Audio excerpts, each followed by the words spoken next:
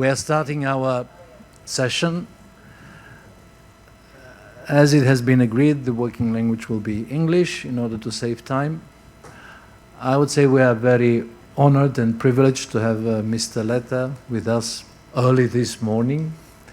We apologize to him and to all of you for the early hour, but this was the only opportunity really to meet face-to-face with the business community, which is a great opportunity because I believe that most of you have read and are aware of the famous Letta report, much more than a single market. Yesterday, many of you were at the dinner where Mr. Letta was speaking brilliantly, I would say, about the report and the challenges which Europe is facing. And this morning, it's a great privilege to have the opportunity of direct exchange with him.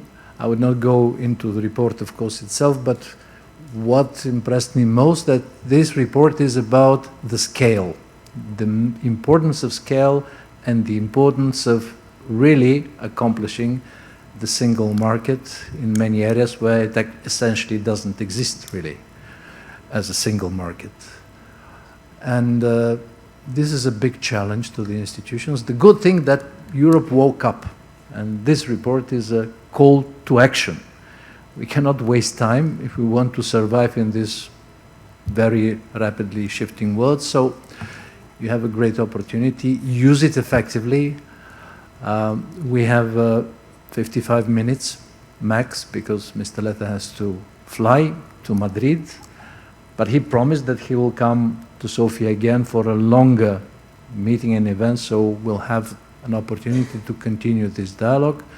Briefly, we have the composition that the financial sector is on your left, the energy sector mainly on the right, and all the rest are just facing you, including former President Plevneliev and many prominent people.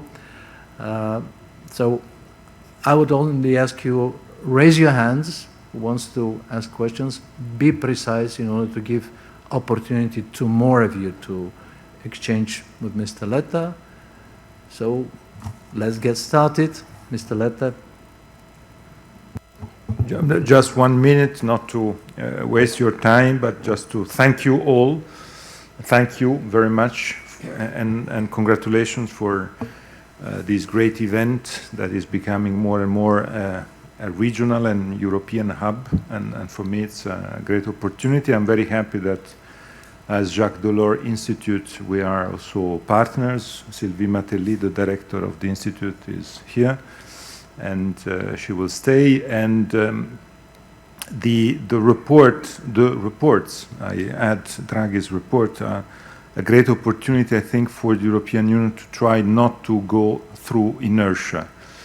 My big concern with the experience I had in the European institutions is that inertia is the usual way in which we work in Europe. We need big crises to move. But in reality, when we have big crises, we move, we react, but then the reaction stops when the crisis is over. The great accomplishment of the European Union were plans. Single market was not because of a crisis. The euro was not because of a crisis. There were great accomplishments because we thought that it was necessary for the future. And my report is trying to say to the European leaders, after a great consultation with stakeholders like you and around all of Europe in the different countries, that we need to have an idea of the future. The idea of the future is that the world is changing. The BRICS are becoming the true protagonists of the world of tomorrow. We are all small countries in Europe. The only possibility is to integrate and to scale, as you said. And this is why I tried to present this set of solutions to the Commission. I'm happy because the Commission bought in the first months of the life of the Commission some of these solutions. The most important one is the Savings and Investments Union. So the part that is mostly related to the financial world, but in reality is a bridge to the rest, because the key point for me, and I stop immediately, is the fact that until now, the attention of the European Union to the creation of a capital market at European level was a sort of failure for me, for a very simple reason. Because of the financial crisis, the big leaders didn't want to put their face aside with the financial topics, because it is a sort of, I would say, risky. And if we don't do so, then the consequence is that nothing happens, because the resistance and the inertia of each national system is its, I would say, national framework will block everything. And this is why we didn't have the integrated financial market system, and we pay a price. It is evident. The big capitals are flying to the US. We are not able to scale. We don't have European financial big protagonists. And that is so evident, and this is a problem on how to finance the real economy and how to finance the big needs we have, the common goods. We will end up with Next Generation EU next year, with the funds of Next Generation EU next year, and we don't know how to substitute them. And next year, we will have the discussion on the MFF, the budget at the European level, and this budget will be the pre-COVID budget. That means the big news will be minus, minus, minus, minus, not plus. And at the same time, we have a lot of needs for plus for security, plus for the transition, the green transition, the digital transition, plus for innovation, but we don't know how to finance it, all these needs. So the report in reality is the way to say integrating means scale, means the possibility to mobilize investment to finance what we need today. And this is, in my view, the only possibility to move. And my final word, Sergei, is the method that has to be a post-ideological method. So we have to really to consider that it's a question of survival for the European Union and for all of us. What is happening around us is, I would say, questioning our survival. So we need to integrate to survive. We need to integrate and to do it in a very pragmatic way, without big discussions about ideologies or about Europeanism against sovereignism. If we don't integrate, jobs will continue to fly out, capitals will continue to fly out, and the people will leave. Will leave our peripheric regions. Start-uppers will go to the US and not stay in Europe. So I stop here, but just to give you the sense of the exercise. The exercise was done visiting all the member states of the European member states, and the exercise today is part also a new tour of Europe to discuss and to see how we can implement it. The Commission is doing his work. National governments, I had yesterday good conversations with a representative here in Bulgaria, and we need to, I would say the stakeholders, the financial people, the entrepreneurs are crucial. Because if you are vocal on that, also at national level, saying that this is the big mission, this is the priority, that can move something. Thank you very much. I was approached by the executive director of the Bulgarian Stock Exchange, and he asked to ask the first question, so please have the floor. And please, when raise your hands, introduce yourself, because not everybody knows everyone. Thank you very much and good morning. I'm Manu Morovenov, the CEO of the Bulgarian Stock Exchange. Mr. Letta, I'm also a big supporter of the integration of European capital markets. And what we have been seeing during the last 30 years, there is integration, especially on the big exchanges. We have something like 5 big exchange groups in Europe. But in addition to that, we have more than 10 small and state-alone exchanges and capital markets like Bulgarian. So what would you recommend for these markets, how we could be part of this integration process and not to stay in the periphery? Thank you very much. We take 3 more questions, then Mr. Letta will reply to them, then the next session. Liliana Pavlov. Good morning, Prime Minister. Pleasure having you here. Maybe one very short question, but I believe important. Do you think there is a political will to move forward and to move from words to actions? Because in Europe we are very good in promoting and saying loudly how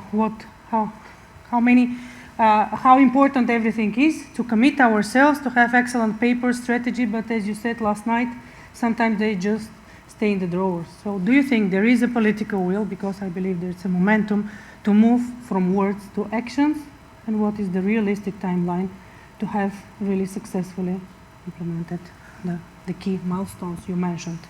Thank you very much. Now the energy sector comes in. Good morning. My name is Konstantin Stamenov from Energy Intensive Industry. Mr. Stankov mentioned yesterday, when you look at the map of electricity markets, you can see the difference in the development which we are supposed to have in European members. Similar question, when you look at the electricity map with the price, do you expect some actions to be corrected this and to be integrated? Because when we have a generation which we throw the window, in the same time we have very high prices, and the generation from PV generators are every day they are stopped, they are forced to stop because we are not integrated. Please comment this as well. Thank you. And one more. Slavcho.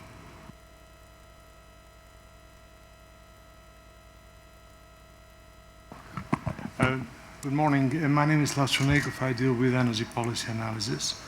I have a question to you which is related particularly to the energy sphere, but I think it has also a bigger perspective. Do you think that Europe now needs more centralization, more regulation, or more liberalization when it comes to developments of the markets? Let me just quote you one sentence from the opinion of the Council of the European Energy Regulators, which was published in December last year. It says, the Council of the European Energy Regulators raises serious concerns about the push for centralized energy governance, warning that it risks undermining subsidiarity, ignoring national specificities, and disconnecting EU-level decisions from citizens' realities. And in this context, can you also comment the recent decision of the Constitutional Court of Poland related to the breach of the national sovereignty by the EU energy legislation? Thank you. Thank you. Thank you. It's all very interesting and very deep and meaningful topics. I start with the stock exchange by saying that, of course, my answer is easy. The problem is how, but the answer is, of course, it's important not to be isolated. The debate in Europe on how to move and how to create an evolution of the stock exchanges is complex. You know better than I do. But give you my, I would say, watching it from abroad, it's complicated because you have, of course, I would say the Frankfurt pole, you have the Paris pole, you have the Americans, because in my view, the most effective and well-performing stock market today is Stockholm, and Stockholm means the Americans. You have the Swiss. So you have a very, I would say, complex system. and I don't think that we are at the end of the consolidation process. So it's not easy to understand how to move.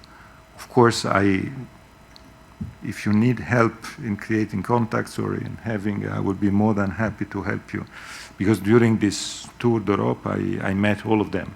I was in New York at NASDAQ 1 week ago. Of course, Stéphane Boujna in Paris is a friend, and Frankfurt is a great performance. I start from one figure. NASDAQ alone is like all the European stock exchanges all together multiplied twice. This is the level of the challenge we have today. And of course, it's enormous. So the big point is, are we able to help this consolidation? And to help this consolidation means that also we have to have products, because the problem is not only the consolidation. So my suggestion is to try to work in parallel with the improvement of the savings and investments unit, because the true asset of the savings and investments unit is the creation of tools for savers, giving the possibility. I don't know how it is here in Bulgaria. I can tell you how it is in Italy. The level of financial education in my country is very low, very low. To convince people to invest their savings in something that is not sleeping is almost impossible, almost impossible. People prefer to have their money there without any return rather than risking 0.01 but to get money. And this is the big difference with the American market, which is a market where the risk, the return, the investment, the long-term investment. So I think we have to start also on that. But the Savings and Investments Union has this big mission. So this is my reaction and my answer, and I think it is absolutely fundamental to avoid isolation and to be in this mood, starting, I repeat, with a strong financial education that is absolutely necessary. That, of course, bridges with the political will. My big concern is the following one. I see the political will. The Commission decided to bet on the two reports in an absolutely, for me, surprising way. The key point is in Europe, we're not able to focus on many crises at a time. There's a sort of big bubble. We are all focused on, so it was COVID, it was Russia, Ukraine, it was the financial crisis, it was... Now, the two crises that we are facing are two crises that are, for what I think, both crises that will, I would say, never add something very important to competitiveness. The trade war is a zero-sum game. It's just a defensive approach for us in Europe. We can only lose. There's no way to win anything on this war. But it absorbs a lot of energies. And at the end of the day, the same on defense. Not because I don't think that defense is not important. Defense is very important. But I know from how far we start. I would say, the defense system are totally separated. The intelligence of the 27 countries are not speaking to each other. Usually, half of the work of a system of intelligence in one country is to try to work against the neighboring countries within the European Union, not to treat on big, far threats. I know what I mean. And this problem, of course, means that we can move, we can invest on defense, but the results it will be very complicated to have results in 6 months or in 12 months, in 2 years, in 3 years. Of course, an investment in defense can bring investment in innovation and so on. This is an old story. But frankly speaking, I don't think that if we focus only on that, it will be the solution of the European Union. And the absorption of energies of these two topics will be detrimental for what we have to do on the true topics that are the topics of competitiveness and the integration of telecom, energy, financial services, and this third one is the precondition for the rest. Because if the financial services are not interconnected, we will continue as we are today. All your investment will depend on banks. Banks without securitization, their capacity to have room for investment is limited. So it's a sort of, I say, a vicious circle in which we are.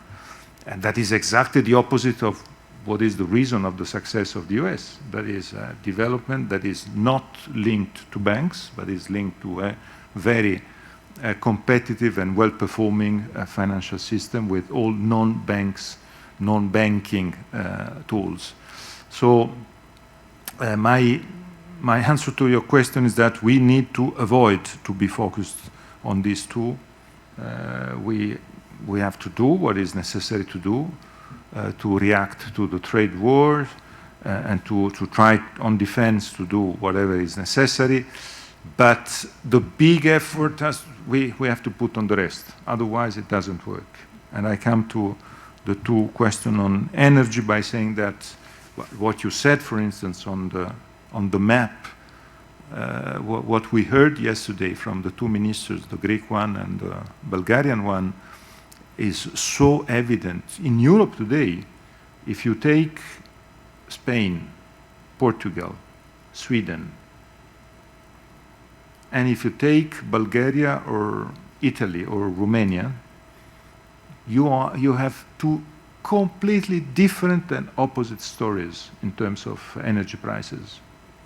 And of course, the energy price is part of the competitiveness. And if you have a situation in which you have 10 times the price in one country instead of the other, of course you have a totally crazy mess in European competitiveness. So it is clear that, of course, this is partially because of the war also. The war, of course, is part of this mess. And if we are able to stop the war, that will be part of the solution. So everything we can do to stop the war is absolutely necessary. But it is true that we stop one war and then we have another, because the Middle East big crisis today will have consequences on the energy prices. So the key point is that we have to be independent. And being independent means a good mix between centralization and subsidiarity. I'm not a fan of centralization. I've never been a great fan of centralization. I'm a great fan of subsidiarity. The key point is that subsidiarity works if we have agreed well-working infrastructures. As we said yesterday, the only possibility for Europe is to have a well-performing set of infrastructures able to give entrepreneurs the possibility each morning to choose the lowest cost of energy available. One day it will be the wind from the north, one day will be the solar from the south, one day it will be the French nuclear or the Bulgarian nuclear, one day it will be the geothermic, one day it will be the gas coming from Valencia and from the Spanish gas terminals. But if we don't have the infrastructures, it will be impossible to get this result. And we will stay in totally fragmented situations in which, at the end of the day, by chance, Spain and Italy, the difference is 1 to 2. Is there a sense in that? No, I don't think so. Or Stockholm and Sofia 10 times. there's not any sense, and it is not the European Union that we can have and we can want. So until now, the Commission has been a little bit shy in these 5 months on this topic. So I hope the Commission will take the lead. And of course, it has to be one of the fundamental, I mentioned before in my introduction, plans. It is not a reaction that can solve the energy problem. The energy problem needs a plan.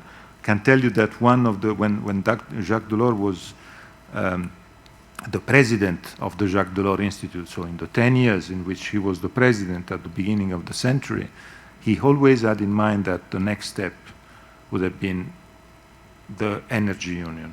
Because energy is a fundamental factor of competitiveness. And if we have such a differentiated situation at the end of the day, it's not Europe, it's something totally different. Thank you very much. President Plevneliev asked for the floor. Thank you, Prime Minister. We are so grateful that you're here, and we are also very thankful for you for your passionate advocacy for more competitive and more democratic Europe.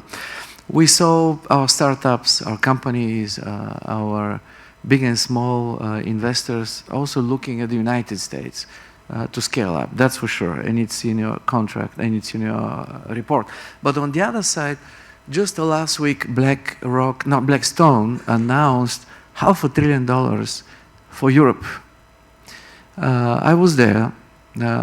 There is a huge enthusiasm in the United States that European companies are undervalued.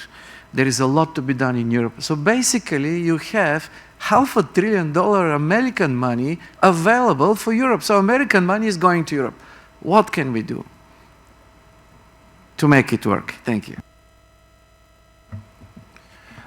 Welcome, Mr. Letta. Very nice to have you in Bulgaria. Transpekanov, economist in Vienna and former Deputy Prime Minister. 1 year ago, when we met and we discussed the Letta report, we were discussing with you, and you were very right on the diagnosis that where does Europe suffer? Well, we lose capital and we lose people, human capital. So on both sides, we lose the talents, they go to the US. And on the capital side, because we don't have the completed capital markets union, because we haven't achieved the savings and investment union, we lose important startups. The discussion back then was on Klarna, if you remember, and now all of a sudden 1 year after that, they seem to be in some kind of troubles in the US because of some of the financial engineering that they have done. What has changed since then? Well, one thing that has changed in, let's say, our disadvantages is the fact that it seems the US has become very volatile, very unstable. A lot of the recommendations or proposals by the current administration are, I would say, shaking the boat on both ends. So attacks on the universities, some attacks on the Fed independence. So this is a moment maybe not only to stop this flowing out of funds and people from Europe to the US, but also to make something to bring back some of these people and capital. What are the most realistic and fast ingredients to make this happen? Because in 2018, we were facing the same, and many people were saying, well, we'll be able now to bring back some of the people, for example. Instead of the US, they can come back to Paris, to Florence, to Spain, to Bulgaria. We didn't really use this opportunity. How to use it now?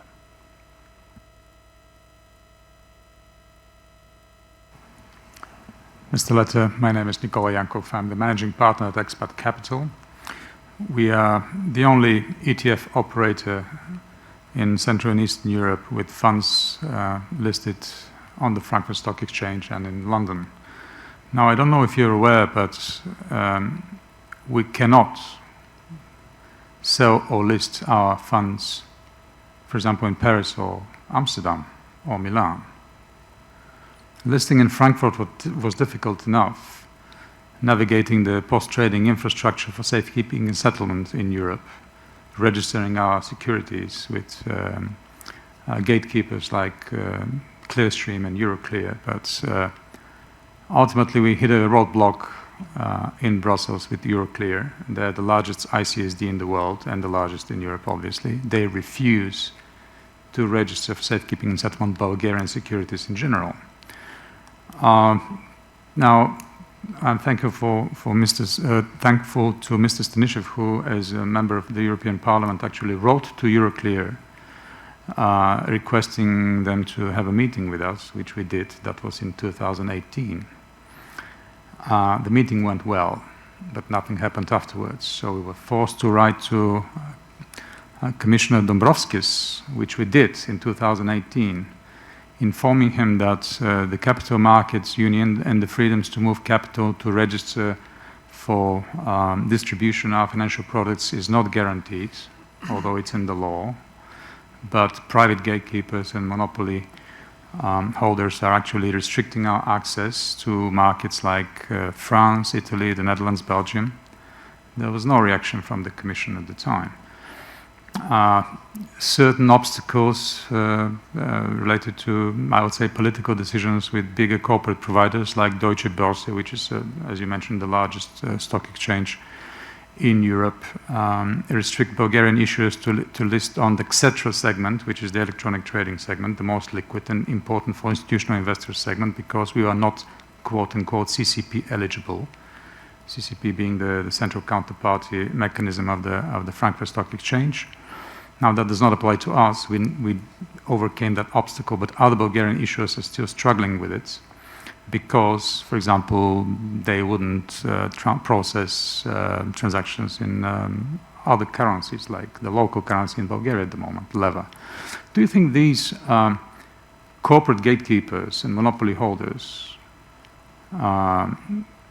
would be willing to give up their advantage and actually comply with the idea of real freedom of capital? Deputy Minister Danovsky requested the floor. Thank you. Mr. Letta, thank you for having you here. Martin Danovsky, Deputy Minister of Innovation and Growth. My question is slightly different than the role I'm practicing now. I've been working for quite a longer time for the European structural funds and the recovery and resilience plan. So my question is, having in mind your brilliant formulation of the fifth freedom, about freedom to stay, which is definitely can be elaborated further, because staying also is meaningful things. You have to do something, you have to causa, you have to feel yourself at your place everywhere in Europe. That's a brilliant topic to find a new paradigm about our new way how to build the next post-2028 cohesion policy parameters. So your brief comment about the new parameters of this balance, more central, more national, more regional. We are at the very important moment, having the key task to make a frame for the next multi-annual financial framework. So my question is also what is your recommendation, if I may say, or your comment over it? And in more broader view, what you would recommend, more resilience or more endurance? Great. Well, I think it's enough for the moment. The next round will start with Svetlina Penkova, member of the European Parliament. I think these meetings are important if we are very, I would say, frank in what we say. So allow me to be very frank. The only country I didn't visit for my report preparation was Bulgaria. And I didn't visit Bulgaria not because of lack of goodwill from my side, but because it was impossible to have an interlocutor in the government because of the instability and the continuous changing governments during the period 23-24. I'm sorry to say that, and I'm sure that you are not happy to listen this. And this is why I'm here, and I want to come back. But this is a crucial point, because this is part of the answer to your questions. For instance, the possibility to have a stable national interlocutor in the European arbitrage discussions is absolutely essential. Without that, all the rest is very complicated, because there's the feeling that we can decide, but then what will happen? Everything will be, again, put in discussion. So I think all we are discussing here needs to have a precondition. And the precondition, of course, and I'm very easy to say that because I come from a country that today is politically stable, but in its history it was famous for, I've been prime minister for 1 year and then big changes, so I know what I mean. And I know the cost of that for competitiveness. It's enormous. So part of the reaction to your question is that. And of course, we know very well it's complicated, it's not my task, but it's my task to tell you the truth, giving the experience I had and the present situation. I know things are improving, but I think it is very important to work to consolidate this improvement. For what is related to the capital markets, the US situation, I can tell you that I was really impressed. Last week I was in the US, I met many investors, I was in NASDAQ. I told yesterday, when I met NASDAQ people, I presented the report, they were interested, yes, but I saw the highs and lighting only when I spoke about the 28 regime. Because the 28 regime, they named it immediately, oh, it's the European Delaware, finally. You understood. That's interesting. But the key point there is the fact that the 28 regime is a way to be able to be fast with the level playing field on all these topics and with a fast track and a sort of passepartout and simplification that is fundamental because we have 27 corporate laws. In some countries, I was telling you yesterday, we have regional different business laws. In Spain, you will laugh. When I presented the 28 regime proposal, the Minister of Finance visited me, we had a discussion, and then he presented the 20th Comunidad Virtual, Comunidad Autónoma Virtual, because in Spain they have 17 regions, Comunidad Autónomas, with different corporate laws, plus Ceuta and Melilla, that formally are like the other 17. So he presented the 20th Comunidad Autónoma Virtual, just to try to harmonize. So I put myself in the shoes of an American investor with the idea to have money, to invest money, and to say, okay, Europe, we bet on Europe.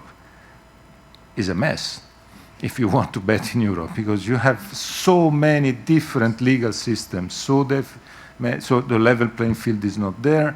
So gold plating, ring fencing. In the report, I want to tell you that I put another complicated issue, but for me is fundamental, and one country like Bulgaria has to be, in my view, supporter of this proposal. That is banning directives and moving only to regulations. Each country is very happy when he knows that, okay, directive, that means I can have the national law of implementation, so I can do whatever I want at home.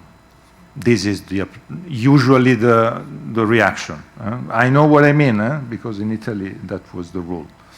But what is the consequence of that?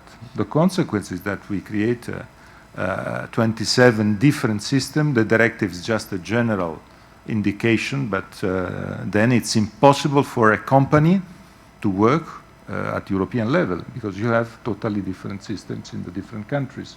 So it's a global interest for the economic system to work on regulations and not on directives. It's absolutely fundamental, and it's part the answer to your questions. And the same is for the discussion about the the cohesion funds. My big fear about the cohesion funds is that the defense priority will absorb a lot of these funds. That's for sure. It is happening. It is happening. And in my view, it is not a very intelligent choice for a very simple reason. We in Europe, we are facing disparities that are absolutely unique at world level. What we have in Europe as disparities is unique. And I repeat, I know what I mean, because my own country, Italy, is a country which has, at national level, you know what I mean, because you lived in Florence. So the situation in my country is a situation in which we have, in one country, the poorest and the richest. We have some regions that are at the level of Bavaria, and other regions among the poorest in Europe. And you put together in one country. So it's impossible to manage it. And it is one of the reasons of the problem. So if we cut the funds to the cohesion policy, as it will be the case if we continue like that, that will be, in my view, a big issue, a big problem. So I think the big faith has to be to work on that, to help European Commission to avoid cuts and to relaunch. With a new cohesion policy, with new parameters that can be fundamentally linked also to the infrastructures, to the innovation infrastructures, to the Green Deal infrastructures, and we have to work in that direction. And my final point about your, I think the evolution of the Savings and Investments Union can be also an answer to your worry, because partially, I think the present situation is linked not only to what I said at the beginning, the particular situations, instabilities, and so on, but also to another point, that is, in Europe we have 27, we don't have a unique financial system. We have 27 financial systems. And the 27 financial systems are independent, with each financial system is a port of entry, is a door to enter the entire system.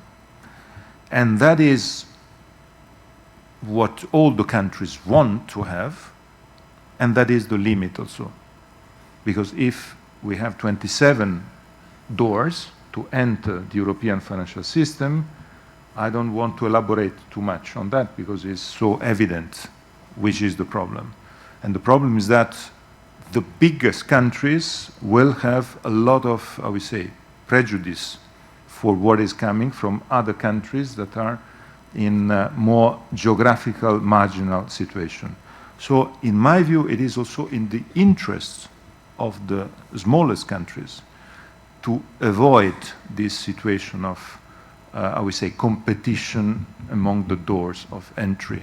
Because yes, we have 27 doors of entry, each country has its own, but that brings immediately the prejudice. And the prejudice is what is one of the reasons, I think, why.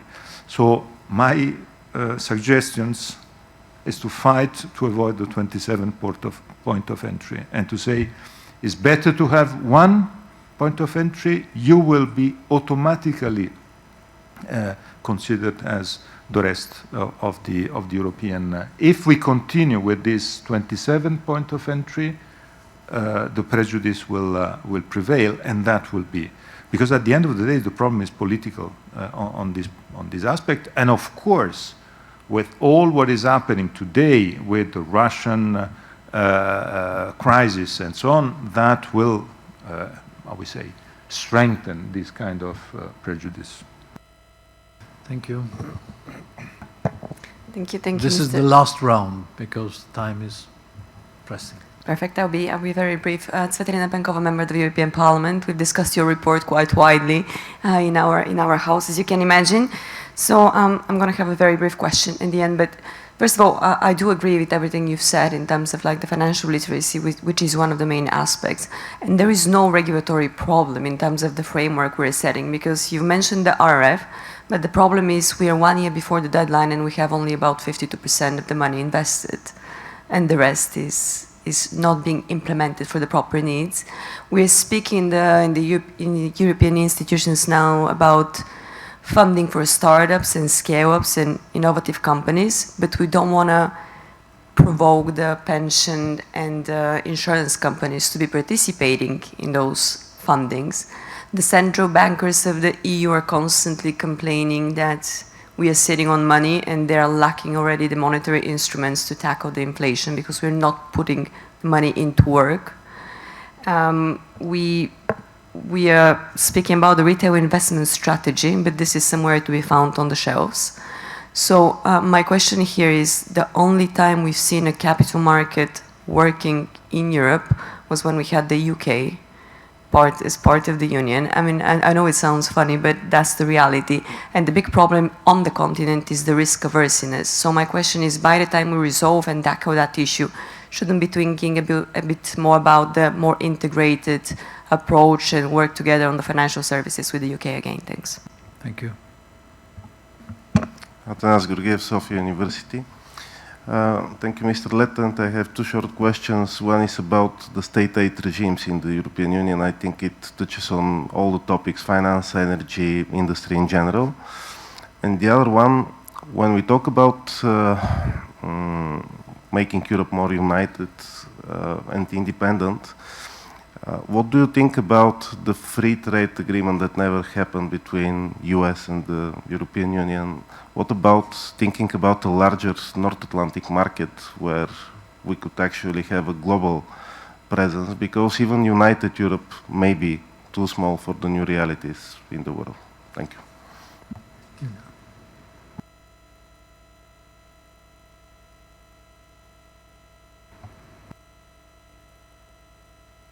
Thank you. Julian Popov, former Minister of Environment, and now it's Strategic Perspectives.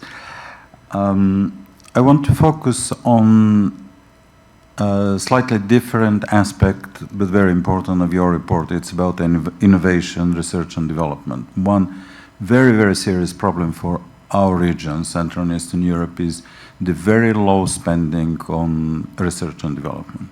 Countries like Bulgaria and Romania are under 1% of GDP, which is basically zero because that doesn't cover anything. All East European countries are under 2%. European Union is lagging now behind China, and China doesn't have problem with the fragmentation that you are discussing. US has spending of 3.5 above even on R&D. How that can be fixed? I know that this was in 2020, we were supposed to have 3% of GDP spent on R&D, but we are very, very far from that. And Central and Eastern Europe is one of the main problems in this statistics. And I'm not speaking about public funding.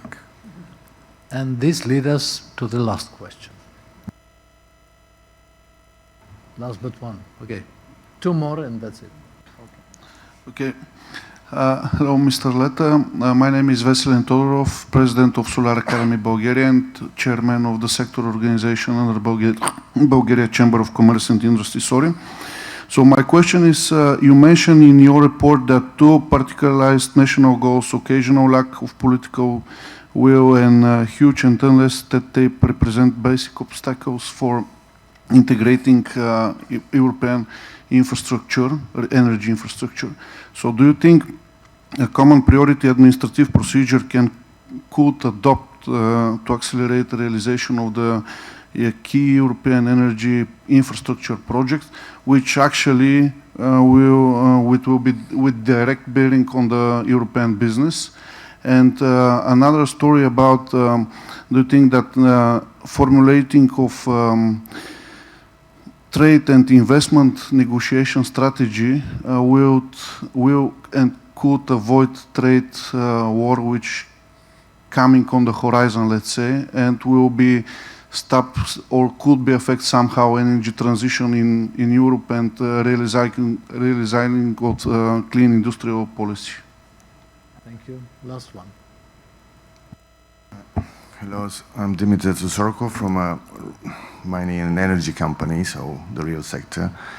So it's clear, I'll be very short, it's clear that the speed and the speed of the decision making into the European institutions and the red tape should be changed, drastically. So you can't solve problems using the same tool that is not working properly. So according to you, and I'm not criticizing in any way the government or the European institutions, but because all of us, we are heavily dependent on the legal framework and them.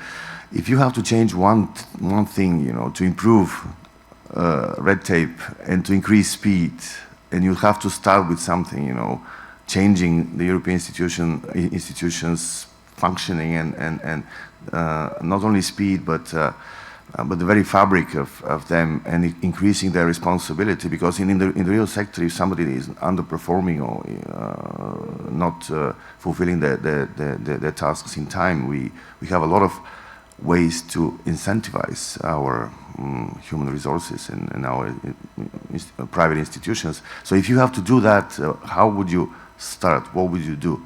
Because obviously we need some changes, improvements. Thank you. Now you are exaggerating in asking me triple jumps on topics that are too complicated, and I can tell you just some I would say very simple. On this point, I have no doubt the two game changers are the 28 regime and regulations instead of directives. It's as simple as that. It's simple to say. It's complicated to convince member states to accept. But if we move in this world organized around these two aspects, it will change everything in terms of debate, discussion, and reality, concrete reality. I know it's complicated, but it is, in my view, the point. On innovation, I think it is part related to the success of the Savings and Investments Union. Because if really the Savings and Investments Union becomes the true pillar of this European legislature, and we are able finally to unleash private capital to do what they do in the US, because the success in the US and the success of the US today is not because of public money. They are winning on AI, are winning on space, not because of public money. They are winning because of private capitals. Space is the most astonishing story. All our generations, we remember Apollo 13 and so on, but it was NASA, public money. Today is private money. And the same is for the AI world is private money. And we are not able because we don't have the Savings and Investments Union. And coming back to your point on the UK, that is very well done. And congratulations for the focus. Brexit has been the worst disaster in this century. This is my point. For them and for us. And the consequence for us is the failure of the Capital Markets Union. Because the Capital Markets Union was tailor-made for the UK and for London as capital, aside with Brussels, Luxembourg, Frankfurt, and Strasbourg in the European Union. It would have been a totally different story. Once Brexit happens, the other member states continue to think Capital Markets Union can be the solution, and the big fight was only one fight, was which capital will substitute London. So big fight between Paris and Frankfurt, Amsterdam, Dublin, Madrid, Milan. That was the only problem. So national flag with the idea to, and of course, it didn't work. So the Savings and Investments Union can be successful also because we can move, how we say, further, trying to overcome the physical location Because today, thanks also to the digital, we can try to move and to avoid to have the problem of the digital location. The digital location of the capital of the financial market today can be also in the clouds. And I'm not joking. It can be a solution because I can tell you that these fights in Europe are decisive. The fight, you know what I mean, the discussion about Frankfurt or Paris for AMLO, for the monetary laundering agency. It was another big fight and it was totally crazy. So I strongly believe that can be the evolution, and also with the UK we have to start with defense and security. But once we work on security, security is a broader term. In security you have also energy independence, you have also connectivity, and you have also the financial market autonomy. So I think it can be the way to start again to have some discussions with them, because what you said about risk aversion, I completely agree. In my report, there's the mention of a transatlantic single market. I wrote it before Trump. Of course, the rest of the report is more, I would say, today is more urgent because of Trump. This topic is a little bit more difficult because of Trump, because it is clear that that was the proposal that Šefčovič brought to DC, and it was not a success until now.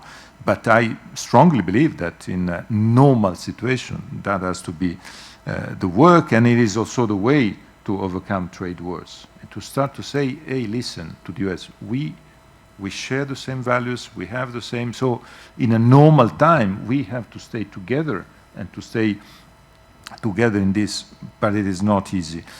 On trade wars, I think the European Union has to be able to open new scenarios and to work in other areas of the world. I have no time to develop, and I have no time to develop also on the rest. Let me just end up by saying that there's an enormous potential in this legislature. Things are changing very fast, and I would say the capacity to change is there. So the possibility for all the different stakeholders, actors, is a fundamental possibility. And do not be shy. This is my conclusion. Do not be shy here in Sofia. Do not be shy in your associations at European level. Do not be shy in Brussels. And see you soon. Thank you. Thank you very much for the questions, and let's give a big applause to Mr. Letta for the very open answers. Thank you. So it's the start of the conversation, not the end.